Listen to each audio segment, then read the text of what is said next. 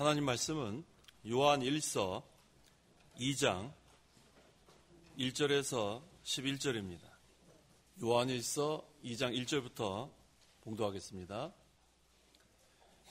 나의 자녀들아, 내가 이것들을 너에게 쓰는 것은 너희로 죄를 짓지 않게 하려는 것이다. 만일 누가 죄를 지으면 아버지 앞에서 변호자가 계시니 곧 의로우신 예수 그리스도이시다. 그분은 우리 죄를 위한 속죄의 제물이시니 우리 죄뿐 아니라 온 세상의 죄를 위한 것이다.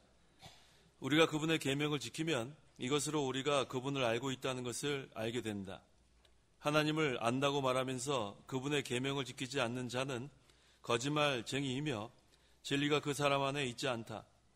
누구든지 그분의 말씀을 지키면 하나님의 사랑이 참으로 그 사람 안에서 완전하게 되었으니 이것으로 우리가 그분 안에 있음을 알게 된다. 하나님 안에 있다고 하는 자는 그분께서 행하신 것 같이 자기도 그렇게 행해야 한다. 사랑하는 자들아, 내가 너에게 새 계명이 아니라 너희가 처음부터 가진 옛 계명을 쓰는 것이니 이 옛 계명은 너희가 처음부터 들은 그 말씀이다.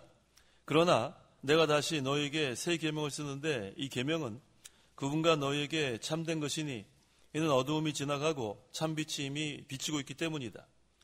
빛 안에 있다고 하면서 자기 형제를 미워하는 자는 아직도 어두움 안에 있다. 자기 형제를 사랑하는 자는 빛 안에 거하며 또 그 사람 안에는 걸려 넘어지게 하는 것이 없다. 자기 형제를 미워하는 자는 어두움 안에 거하고 어두움 가운데서 행하며 자기가 어디로 가는지 알지 못하니 이는 어두움이 그의 눈을 멀게 했기 때문이다. 11절까지 봉독했습니다. 이 시간 증거의 말씀의 제목은 그리스도 안에서 말씀을 지켜라. 그리스도 안에서 말씀을 지켜라 라는 제목으로 말씀 증거합니다. 1절 나의 자녀들아, 내가 이것들을 너에게 쓰는 것은 너희로 죄를 짓지 않게 하려는 것이다. 만일 누가 죄를 지으면 아버지 앞에서 변호자가 계시니 곧 의로우신 예수 그리스도이시다. 사도 요한이 본서를 기록한 목적이 여기 나옵니다. 그 목적이 너희로 죄를 짓지 않게 하라는 것이다. 범죄 방지. 그 이유는 우리 1장에서 날마다 하나님과 사귀라 그랬는데 죄를 짓게 되면 하나님과 제대로 사귈 수 없기 때문에 죄도 짓고 하나님도 사귀고 그게 두 개가 안 돼요. 그래서 날마다 하나님과 사귀려면 날마다 죄를 짓지 말라는 그런 뜻이에요. 그러니까 성도가 죄를 짓지 않으려면 소극적으로는 죄와 싸워야 되고 적극적으로는 의를 행해야 합니다. 죄 짓지 않는 데서 그냥 우리가 만족하면 안 되고 의를 행하는 데까지 그걸 사도 요한이 여기서 증거하는 거예요. 여기서 나의 자녀들아 라고 했어요. 나의 자녀들아. 이 사도 요한이 요한 1서를 쓸 당시에 나이가 많았습니다. 아주 연로했어요. 그러니까 연령으로 봐도 이 성도들을 자녀라고 할 위치가 되고 또 신앙적인 면에서도 그 자녀라고 할 수 있는 그런 위치에서 나의 자녀들아 이렇게 호칭한 겁니다. 그래서 이 부모가 자녀들을 대하는 것 같이 죄를 짓지 마라.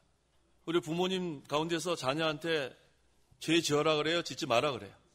짓지 마라 그러잖아요. 그러한 심정으로 하는 거예요. 그래서 우리 성도는 죄를 짓지 말아야 되는데 여기 1절에 보니까 만일 누가 죄를 지으면 합니다. 죄를 짓지 말라고 하면서 혹시 짓게 될 수가 있어요. 근데 그때 우리에겐 변호자가 있다고 했어요. 변호자. 누가 변호자라고 했어요? 예수 그리스도. 그래서 우리는 예수 믿을 때 우리의 모든 죄를 다 용서함 받았어요. 사함 받았고 그 다음에 또 우리가 만일 죄를 짓지라도 우리가 하나님 앞에 회개하면 우리의 변호자 되신 예수 그리스도가 계시기 때문에 우리를 변호해 주십니다. 2절 그분은 우리 죄를 위한 속죄 제물이시니 우리 죄뿐 아니라 온 세상의 죄를 위한 것이다. 예수님은 변호자 역할을 해주실 뿐만 아니라 우리에게 속죄 제물이 되주셨어요. 속죄 제물. 우리가 구약시대에 그 제사를 드릴 때 제물을 피 흘려서 하나님께 드렸습니다. 그건 전부 다 구속사적으로 앞으로 오실 그리스도를 예표하는 거예요. 근데 그 실체 대신 그 그리스도께서 이 땅에 오셔서 실제로 십자가에 달려 죽으셔서 속죄 제물이 되시고 그 다음에 속죄 제물뿐만 아니라 화목 제물이 됐어요. 하나님과 원수였던 우리들을 하나님과 화목시키는 화목제물. 근데 여기 보니까 온 세상의 죄라 그랬죠? 온 세상? 이 온 세상을 우리가 어떻게 해석해야 되냐면 이 온 인류가 아니에요. 온 인류. 예수님은 온 인류의 죄를 짊어지러 오신 게 아닙니다. 그 예수의 뜻이 뭐죠? 자기 백성을 그들의 죄에서 구원할 자.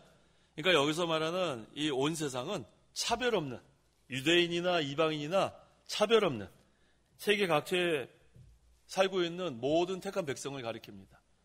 그래서 예수님은 온 인류를 위해서 오신 게 아니에요. 근데 왜 사람들은 성탄절에 기쁘다 구주 오셨네 찬송하죠? 왜요? 왜요, 학생들? 기쁘다 구주 오셨네 우리도 하고 믿지 않는 사람들도 하죠. 왜요? 왜? 모르고 하는 거예요, 모르고.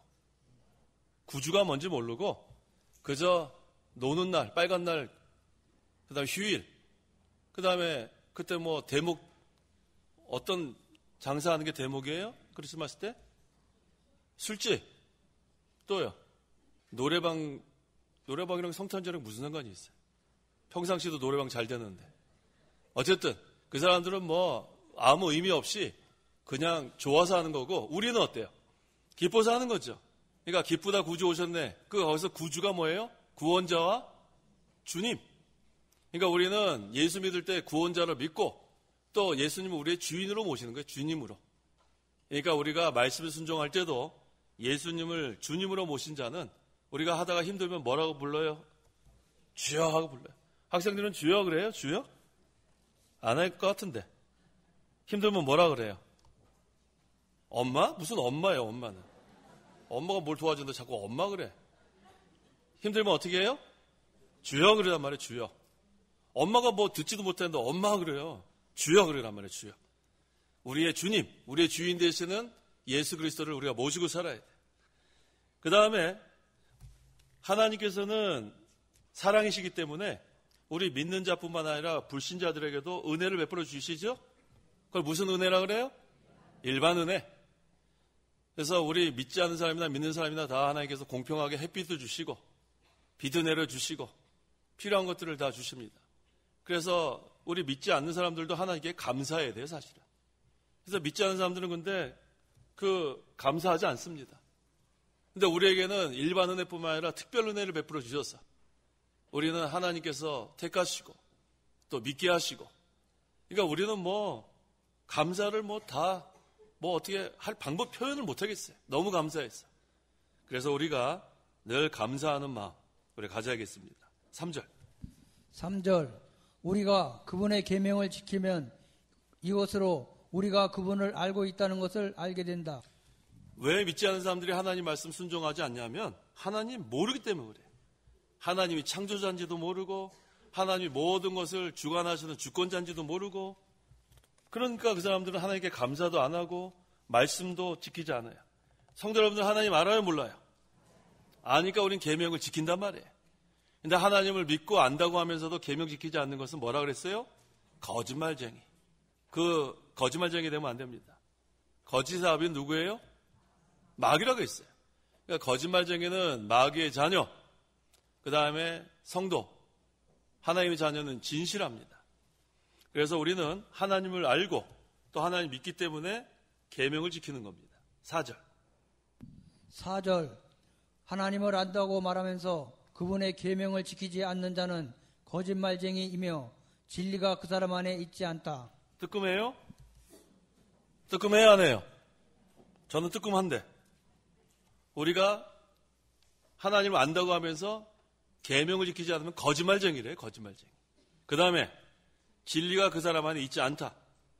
그래서 우리가 잘 알아야 돼요.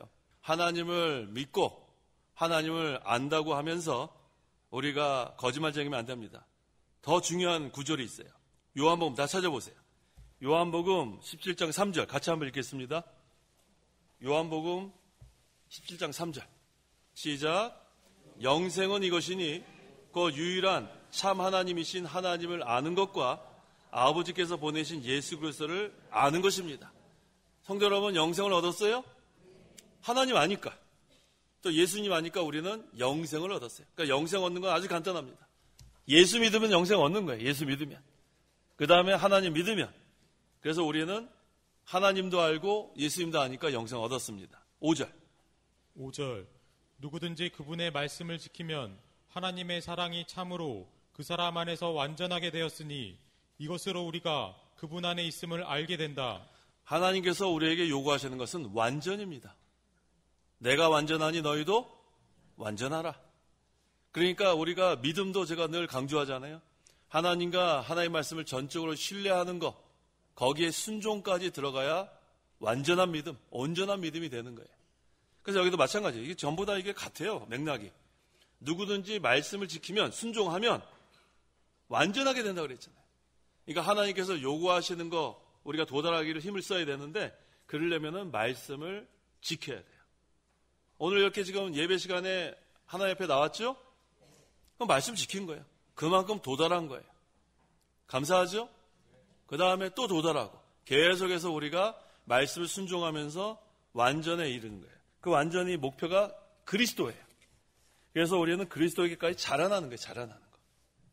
그래서 하나님의 말씀을 지키면 지킬수록 자라납니다. 근데 여기 뭐라고 했냐면은 그리스도 안이라는 말이 나오죠. 그분 안. 이 그리스도 안이 무엇인가? 아주 간단합니다. 하나님 나라가 그리스도 안이에요. 그리스도 밖은 세상이에요. 아주 간단합니다. 그리스도 안의 생활은 하나님 나라 생활을 하는 거고 그리스도 밖의 생활은 세상에 빠져 있는 거예요. 그거 제 말이 아닙니다. 에베소서 보세요. 에베소서 2장인가요? 에베소서 2장 읽어보세요.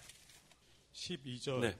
너희는 그 당시 그리스도 밖에 있었고 이스라엘 백성에서 제외된 자들이고 약속의 언약들과 무관한 외인들이며 세상에서 소망도 없고 하나님도 없는 자들이었다. 그러나 그때에 멀리 있던 너희가 이제는 그리스도 예수님 안에서 그리스도의 피로 가까워졌다. 바로 이거예요. 그 당시는 그리스도 밖에 세상 예수 믿기 전 그때는 어디에서 제외됐어요? 에베소 2장 12절 이스라엘 백성에서 제외되고 또 뭐하는 무관해요? 약속의 언약들과는 무관하고 또 외인들이고 세상에 여기 세상 나오죠? 나와요? 네, 세상에서 뭐도 없어요? 소망도 없고 제일 중요한 거 하나님도 없는 자들. 얼마나 무서워요. 삭막해요. 우리가 지금 하나님 안 계시다면 어떻게 살까 상상도 할 수 없어요. 어려움 만났을 때 하나님 막 부르짖고 우리가 그러는데 하나님이 만약에 없는 자면 그래서 이 믿지 않는 사람들은 불쌍해요. 저 사람들은 어디 가서 위로를 얻을까? 저 사람들은 어떻게 그 어려움을 해결할까? 전 궁금해요. 참 안 됐다고요. 안 됐죠? 근데 우리는 어때요? 에베소서 2장 13절에 뭐라고 했습니까? 그러나 했죠. 그러나 뭐라고 했습니까? 그때 멀리 있던 너희가 이제는 그래서 예수님 안에서 하나님 나라가 이루어져서 뭐로 가까워졌어요? 그리스도의 피로 가까워졌다는 거예요. 감사하죠? 이게 바로 십자가의 보혈이에요. 예수님이 우리를 위해서 피 흘려 죽지 않으셨으면 아직도 하나님과 멀리 있어가지고 하나님 불러도 못 들으세요. 그리스도 밖에서는 하나님 듣지도 않으세요. 하지만 지금 그리스도 안에서 우리가 작은 소리로 제가 지난번에 그랬잖아요. 뭐 하나님 뭐 기도 안 해도 하나님 벌써 눈물만 흘려도 벌써 다 알아요. 얘가 지금 왜 눈물 흘리는지. 하나님 다 아시죠. 전지전능하신 하나님이니까. 그래서 기도가 안 될 때는 그죠? 하나님 앞에 그냥 눈물만 주르르 흘려요. 그리고 찬송도 있지 않아요? 눈물만 흐르네 그런 거 없어요? 찬송 있는 것 같은데? 진 목사님 그런 찬송 없어요? 뭐죠? 울어도 못하네. 눈물 많이 흘려도 끝까지 안 해도 돼요. 그러니까 우리가 눈물만 흘려도 하나님은 다 하십니다. 성도 여러분 그런 기도해 보셨어요? 아무것도 안 하고 그냥 눈 감고 그냥 눈물만 주르르 한 적 없어요? 아니 집에서 불 꺼놓고 사람 찾아오지 않는다고 외로워서 오는 거 말고요. 헷갈리지 마세요. 밤에 그냥 어두워져갖고 찾아온 사람 없고 달빛이 그냥 허양 비쳐서 그런 눈물 흘고 말고 하나님의 은혜에 감사해서 흐르는 눈물 말하는 거예요. 또 내가 하나님 앞에 너무나 죄송스러워서 흐르는 눈물 흘려봤어요? 네, 그러면 하나님이 그거 다 아신단 말이에요. 우리의 마음을 아신단 말이에요. 아시겠어요? 그러니까 기도가 안 될 때는요. 그냥 눈 감고 그냥 하나님의 은혜만 이렇게 생각해 보면 눈물이 날 때가 있어요. 그럼 벌써 하나님의 은혜를 베풀어 주시는 겁니다. 그 다음에 6절. 하나님 안에 있다고 하는 자는 그분께서 행하신 것 같이 자기도 그렇게 행해야 한다. 그렇죠. 하나님 나라가 이루어진 사람은 예수님께서 행하신 것 같이 우리도 그대로 행하는 거예요. 7절. 7절 사랑하는 자들아 내가 너희에게 새 계명이 아니라 너희가 처음부터 가진 옛 계명을 쓰는 것이니 이 옛 계명은 너희가 처음부터 들은 그 말씀이다. 자, 이거 가지고 사람들이 많이 헷갈려요. 새 계명은 뭐고 옛 계명은 뭐지? 옛 계명은 뭐예요? 신명기 6장 5절에 너는 내 마음을 다하고 내 목숨을 다하고 내 힘을 다하여 여호와 너희 하나님을 사랑해라. 이게 옛 계명이에요. 또 레위기 19장 18절에 내 이웃을 내 자신과 같이 사랑해라. 이게 옛 계명이잖아요. 두 가지잖아요. 하나님 사랑, 이웃 사랑. 그 다음에 또 예수님이 뭐라 그랬어요? 마태복음 한번 읽어보세요. 22장 37절에서 40절. 마태복음 22장 37절에서 40절. 37절 예수께서 그에게 말씀하셨다. 내 마음을 다하고 내 목숨을 다하고 내 뜻을 다하여 주 너의 하나님을 사랑하여라. 이것도 크고 첫째 되는 계명이다. 자, 이것도 옛 계명이에요. 마음과 뜻과 목숨과 힘을 다하여 주 너의 하나님을 사랑해라. 네 이웃을 내 몸과 같이 사랑해라. 옛 계명 맞아요? 그런데 예수님께서 또 새 계명을 준다 그랬어요. 지금 헷갈리라고 자꾸 읽는 거예요. 요한복음 13장 34절. 나중에 제가 해결해 드릴게요. 요한복음 13장 34절. 34절 새 계명을 내가 너희에게 주니 서로 사랑하여라. 내가 너희를 사랑한 것 같이 너희도 서로 사랑하여라. 이거 뭐예요? 옛 계명도 사랑하라는 거고 새 계명도 사랑하라는 거예요. 하나님도 사랑하고 이웃도 사랑하라. 근데 왜 앞에 옛 계명이라 그랬고 새 계명이라 그랬을까? 생각해 본 적 있어요? 생각해 보셨어요? 그럼 제가 여기다가 힌트를 하나 드릴게요. 옛 언약이 있고 새 언약이 있어요. 구약이 있고 신약이 있어요. 몇 분인지 끄떡끄떡 하십니다. 좀 이해가 되시나 봐요. 우리가 성경이 구약이 있고 신약이 있죠. 그 다음에 옛 언약이 있고 새 언약이 있죠. 그거랑 연관시키면 되는 거예요. 내용은 같다는 거예요. 내용은 같다. 이해가 되셨어요? 근데 구약에서는 뭐예요? 앞으로 오실 그리스도를 믿음으로 구원받고 신약은 오신 그리스도를 믿음으로 구원받은 그랑 똑같은 거예요. 옛 계명하고 새 계명하고 내용은 같습니다. 하나님 사랑, 이웃 사랑이 맞는데 옛 계명에서는 좀 약해요. 실체 대신 사랑의 그 실체 대신 그리스도가 오시기 전이기 때문에 옛 계명이라고 한 거고 그 실체가 오셔서 실제로 우리를 위해서 희생하셨어요. 사랑을 나타내 보이니까 그 사랑이 성취되니까 그것은 새 계명이 된 거예요. 이해가 되시죠? 그러니까 구약과 신약, 옛 언약과 새 언약, 옛 계명과 새 계명 다 같이 든 이유예요. 구약은 앞으로 오실 그리스도를 성취되기 전, 그 다음에 신약은 성취된 그 언약, 성취된 계명이기 때문에 내용은 같습니다. 마음과 목숨과 뜻과 힘을 다하여 주 너희 하나님을 사랑하라. 이웃을 내 자신같이 사랑하라. 자, 그러니까 우리 구약에 있는 그 십계명, 신약에서는 예수님께서 실제로 그거를 성취하셨기 때문에 우리도 할 수 있을까요? 정 장로님 혼자 하실 거예요? 제가 우리 장로님께 기도원에서 만난 다음에 제가 그때 그랬어요. 장로님 감사하다고. 이렇게 오후 예배 시간에 많이 계신데 장로님까지 대답 안 하시면은 어떡하겠냐고. 그러니까 오늘도 여지없이 우리 장로님만 대답하시네. 대답 좀 해보세요. 자, 이제 새 계명 확실히 우리가 지킬 수 있겠어요? 여전히 약해요. 아니, 예수님께서 확실하게 그 사랑을 성취하셨는데 왜 우리가 이렇게 힘이 없습니까? 구약 시대보다 더 힘이 있어야 돼요. 할 수 있죠? 네, 할 수 있어야 돼요. 그래서 우리 새 언약 시대, 신약 시대, 새 계명을 우리가 지키는 우리들은 사실은 더 힘이 있어야 돼요. 오실 그리스도를 믿는 시대보다 오신 그리스도, 실체이신 그리스도가 성취하신 지금 시대에 사는데 우리가 왜 이렇게 힘이 없으면 안 돼요? 그래서 하나님의 사랑을 확증시켰어요. 예수님이 순종을 통해서 사랑의 실체이신 그리스도께서 모범을 보여주셨기 때문에 이제 우리도 첫째 누구 사랑? 하나님 사랑. 어떻게 사랑해요? 마음과 뜻과 목숨과 힘을 다하여. 이웃은요? 내 몸처럼. 할 수 있단 말이에요. 그게 그리스도 안에서 가능합니다. 8절. 그러나 내가 다시 너희에게 새 계명을 쓰는데 이 계명은 그분과 너희에게 참된 것이니 이는 어두움이 지나가고 참빛이 이미 비치고 있기 때문이다. 네, 참빛은 누굽니까? 예수 그리스도. 그러니까 신약 시대를 말하는 거예요. 신약 시대에는 새 계명. 우리가 이제는 여기 쓰고 있다고 그랬죠. 내가 다시 너에게 새 계명을 쓰다. 다시란 말이 나왔잖아요. 내용은 어때요? 같아요. 그런데 우리에게는 옛 계명이 아닌 참빛이 이미 비치는 신약 시대이기 때문에, 새 언약 시대이기 때문에 새 계명. 성도 여러분, 옛 것이 좋아요? 새 것이 좋아요? 새 것이 좋죠. 옛 것이 좋아요? 새 것이 좋아요? 둘 다 좋아요. 내용이 같다니까요. 내용이 같아요.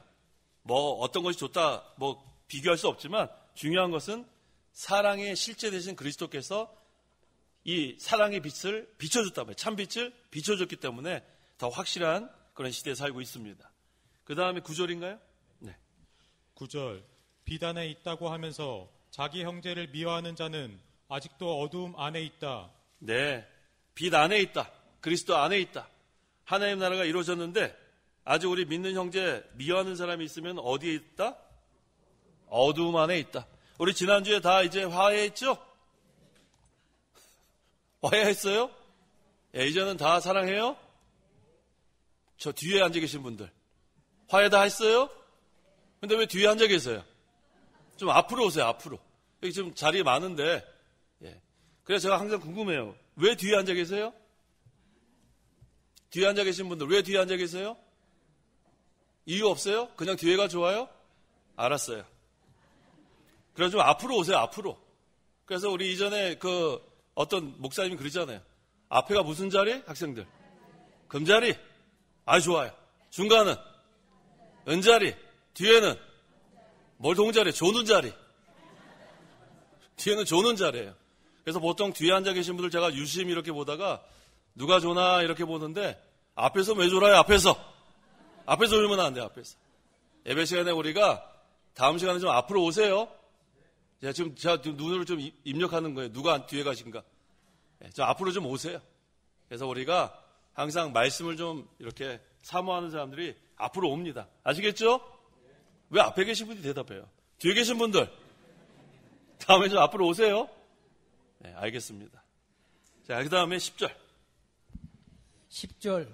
자기 형제를 사랑하는 자는 비단에 거하며 또 그 사람 안에는 걸려 넘어지게 하는 것이 없다. 네, 아까 자기 형제를 미워하면 어두움 안에 있지만 자기 형제를 사랑하는 자는 빛 안에 있다고 했어요. 빛의 세계. 그래서 우리는 어두움이 물러가고 이제는 참빛인 신약시대, 새 언약시대이기 때문에 우리는 사랑의 세계가 이루어지는 거예요. 그래서 그 사람 안에는 걸려 넘어지게 하는 것이 없다. 우리는 하나님 나라가 이루어져서 서로 우리 사랑하는 그런 세계가 이루어져야 합니다. 11절. 11절. 자기 형제를 미워하는 자는 어두움 안에 거하고 어두움 가운데 행하며 자기가 어디로 가는지 알지 못하니 이는 어두움이 그의 눈을 멀게 했기 때문이다. 네, 자기 형제를 미워하는 건 여전히 어두움 안에 거한다. 그래서 제가 늘 강조하는 게 그거예요. 미워하면 안 됩니다. 미워. 자, 형제를 미워하는 것은 무슨 죄라고 했죠? 살인죄라고 그래요. 살인죄. 사람이 누구를 미워하면 자기는 좋을까요? 자기는 어때요? 자기한테도 별로 좋지 않아요. 장로님, 누구 미워하면 건강에도 안 좋죠? 예, 우리 의사 선생님이 안 좋다고 그러잖아요. 미워하면 건강에 좋을 리가 없어요. 그 다음 미움 받는 사람은 어때요? 미움 받아봤어요? 학생들 미움 받아봤어요? 왜 미움을 받았지? 뭐 때문에 미움 받았어요? 받아봤다며. 뭐 때문에 미움 받았어요? 어? 네, 프라이버시래요. 묻지 말래요. 자, 우리가 미워하는 것도 그게 죄고 미움 받으면 그 사람이 참 위축됩니다. 이 어린아이들이 그래서 우리 그 고아원에서 이렇게 자란 아이들, 그 아이들이 항상 표정이 밝지 못하죠? 그 이유가 뭐예요? 사랑받지 못해서 그래요. 사랑받지 못해서. 그렇죠. 사랑받지 못하고 이렇게 미워하는 그런 환경에서는 얼굴이 밝을 수가 없어요. 근데 우리 학생들 보니까 얼굴로 화난데 뭘 미움받아요? 부모님들이 미워해요? 안 그래요.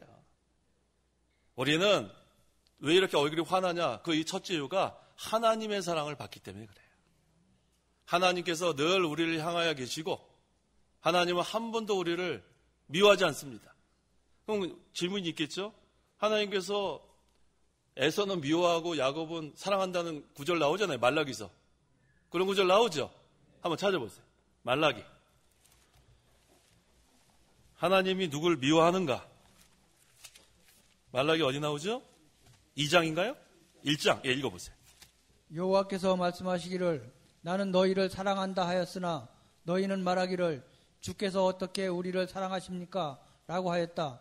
여호와께서 말씀하신다. 에서는 야곱의 형이 아니냐? 그러나 내가 야곱은 사랑하고 에서는 미워하였다. 자, 하나님이 여기 내가 야곱은 사랑하고 에서는 미워하였다. 그럼 하나님도 누구는 미워하고 누구는 사랑하고 그러세요? 그렇지 않습니다. 여기서의 그 뜻은 야곱은 택하고 에서는 버렸다 그런 뜻이에요. 유기했다. 신학적 용어로. 여기서 말라기 1장 1절 하반절부터 2절 하반절부터 3절 상반절에 여호와께서 내가 야곱은 사랑하고 에서는 미워했다 이 뜻은 야곱은 택하고 그 다음에 에서는 유기했다 버렸다 그런 뜻이에요. 하나님은 누구를 미워하지 않아요. 왜? 하나님은 사랑이에요. 사랑이 하나님께로부터 나오기 때문에 하나님은 절대로 우리를 미워하지 않습니다. 믿으세요? 그래서 우리는 하나님의 형상을 닮아가는 것, 그리스도의 형상을 닮아가는 것은 미워하면 안 돼요. 미워하는 것은 자기한테도 큰 손해가 있습니다. 왜? 미워하면서 우리가 기도가 될 수가 없어요. 누구 미워하면서 한번 해보세요. 화해하고 와서 기도해야 기도가 되지. 기도하는데 자꾸 그 사람이 생각이 날 거 아니에요. 그 사람 못 됐는데 말이야. 저거 어떻게 하면 좋지 저거? 기도하면서. 기도가 막힌다니까요. 그럼 어떻게 해야 돼요? 그 사람 찾아가서 화해해야죠. 화해. 우리 화해하자. 근데 만약에 그 사람이 손을 내밀는데 손 안 내밀면 어떻게 해요? 네가 손 안 내밀어? 그래서 알았어. 두고 보자. 다시 가요? 어떻게 해야 될 것 같아요? 또 가서 화해해요. 화해. 그건 자존심 상하는 게 아니에요. 우리가 믿는 형제들 가운데는 화해하세요. 여기서 서로 이렇게 미워하게 되면 자기 신앙에 큰 손해가 있고 그 다음에는 전체적으로 큰 손해가 있어요. 그래서 우리가 지난주에도 제가 말씀드린 것 같은데 오늘도 미워하는 사람 있으면 어떻게 한다? 찾아가세요. 누가 또 자기 미워하는지도 모르죠 지금. 그게 문제예요. 그러니까 우리 서로 미워하면 안 돼요. 사랑만 하면 됩니다. 우리가 지금 뭐 사랑하기도 바쁜데 언제 미워하고 그래요. 그래서 여기 말씀 그대로예요. 자기 형제를 미워하는 자는 어두움 안에 거하는 거예요. 어둠. 그러니까 점점 어둠의 세계가 됩니다. 하지만 계속 사랑하고 또 사랑하면 빛의 세계가 되고 사랑의 세계가 이루어지는 거예요. 근데 여기 보니까 자기가 어디로 가는지 알지 못하니 이는 어두움이 그의 눈을 멀게 했기 때문이다. 이게 무슨 뜻이냐면 영적인 눈이 어두워졌다는 거예요. 분별력도 없어지고 형제를 우리가 자꾸 미워하게 되면 그 다음에 영의 눈이 어두워집니다. 그러면 자기가 누굴 미워하는지조차도 몰라요. 이게 당연한 줄 알아요. 분별력이 없어지니까. 그렇게 되면은 우리가 하나님 나라 생활을 하기가 어려워요. 그래서 우리가 미워하는 거 있으면은 그거는 살인죄인 줄 알고 성경에는 오늘 계속해서 나오잖아요. 옛 계명, 새 계명이 다 내용이 같죠? 그 내용이 뭐예요? 하나님 사랑과 이웃 사랑이에요. 우리 또 구체적으로 하면 믿는 형제를 사랑해야 돼요. 믿는 형제를 사랑해야 돼요. 그래서 우리 이 사랑의 세계 안에는 제가 늘 그러잖아요. 서로 사랑해라. 서로 사랑해라. 그래서 한 사람도 외톨이로 남아있지 않도록. 그래서 누가 이렇게 외톨이가 있으면 찾아가세요. 찾아가시란 말이에요. 아시겠어요? 서로 좋아하는 사람끼리만 이렇게 그건 누구나 다 할 수 있는 건데 이렇게 혼자 외톨이 있는 사람한테 가서 인사하고 안부 물어보는 건 쉬운 일이 아닙니다. 그거는 뭐 전도사님, 뭐 구역장님, 지역장님들은 하는 일이 아니고 내가 해야 돼. 내가. 처음 본 사람 있으면은 근데 가서 너무 또 꼬치꼬치 물어보지 마요. 고향이 어디요? 혈액형이 어디요?